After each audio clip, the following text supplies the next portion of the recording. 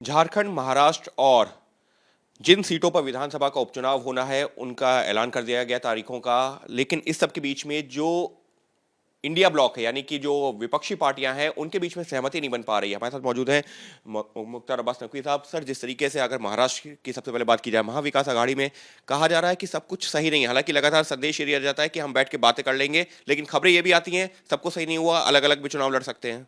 देखो, केवल ये सीटों का पेच ही नहीं है बल्कि खुराफाती खुड़पेच भी है। और मैं इसलिए कह रहा हूँ कि ये जो अघाड़ी है, इसके जो ख़ानदानी खिलाड़ी हैं वो सब के सब जितने ख़ानदानी खिलाड़ी हैं उनकी सबकी ख्वाहिशें एक ही हैं, और इसलिए इस तरह का जो पेच भी दिख रहा है और खुड़पेच भी दिख रहा है। लेकिन सर, इस सब के बीच में जो है, भले ही महाविकास आघाड़ी के जो तमाम नेता वो ये कह रहे हैं कि हम बैठ के सुलझा लेंगे, लेकिन खबरें ऐसी भी आती हैं कि उद्धव ठाकरे अपने कार्यकर्ताओं से कह सकते हैं सभी सीटों पर चुनाव लड़ो। कांग्रेस की तरफ से कहा जा रहा है अगर ऐसा होगा तो इसका मतलब वो जो बीजेपी के साथ में कहीं चर्चा कर रहे हैं। इस तरीके की खबरें एक दूसरे के ऊपर दबाव बना। देखिए, एक चीज़ ये सभी लोग जानते हैं कि कांग्रेस का गठबंधन को लेकर के, अलायंस को लेकर के जो उनकी हिस्ट्री रही है, जो उनका इतिहास रहा है, वो जो है वो दागी रहा है और बेवफाई कर रहा है। तो इसलिए इस बात को लोग अच्छी तरह जानते हैं। इसीलिए जो अलायंसेस कांग्रेस के नेतृत्व वाले हैं, वो जो है वो पूरी तरह से 2 कदम चलने से पहले जो है वो 6 कदम पीछे हो जाते हैं। सर, आप महाराष्ट्र के बाद में अगर बात करते हैं झारखंड की, तो झारखंड में भी आरजेडी वहाँ पर ज़्यादा खुश नहीं है जिस तरीके से सीटें दी गई हैं। वहाँ झारखंड में भी बहुत ज़्यादा सबको सही। झारखंड में भी जो गठबंधन है, उस गठबंधन की गठरी में जितने छेद हैं उससे ज़्यादा उनके साथियों में महत्वाकांक्षी मतभेद है। तो इसलिए जो है वो छेद और मतभेद के बीच में क्या रास्ता निकलेगा, देखिएगा।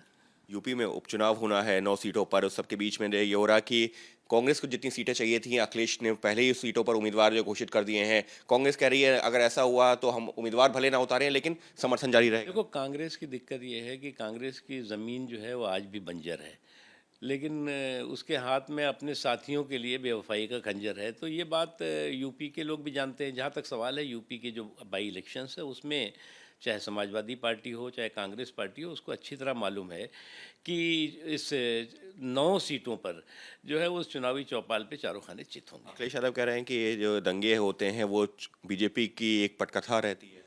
देखो, मुझे लगता है जब दंगे होते हैं तो इंसान ही नहीं बल्कि इंसानियत भी लहूलुहान होती है। और इस दौरान में मुझे इस बात के संतोष है कि अगर आप देखें तो 7-8 सालों में योगी जी के नेतृत्व में जो सरकार चली, उसमें उत्तर प्रदेश में चाहे दंगा हो, चाहे दंगाई हो, चाहे दबंग हो, चाहे बलवाई हो, चाहे बाहुबली हो, उनके खिलाफ कड़े से कड़ी कार्रवाई हुई और उन पर अंकुश लगाया गया। उसका नतीजा रहा कि प्रदेश में शांति और सौहार्द स्थापित रहा। किसी ने भी प्रदेश के शांति और सौहार्द को नुकसान पहुंचाने की कोशिश की तो उसके खिलाफ कार्रवाई हुई है। सर, आपने योगी जी का जिक्र किया, उनका एक बयान जो है बटोगे तो कटोगे। राजनीतिक तौर पर भी महाराष्ट्र में बड़े बड़े होर्डिंग्स लग गए हैं, झारखंड में उसकी चर्चा हो रही है। इसमें बुराई क्या है भैया?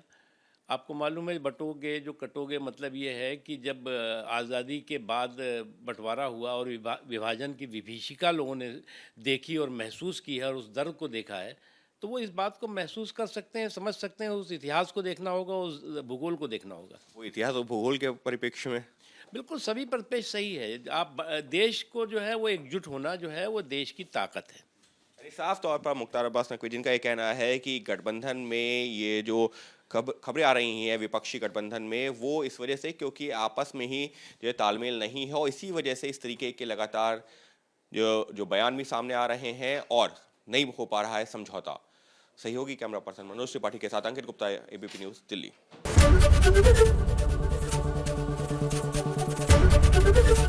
एबीपी गंगा, खबर आपकी, जुबान आपकी।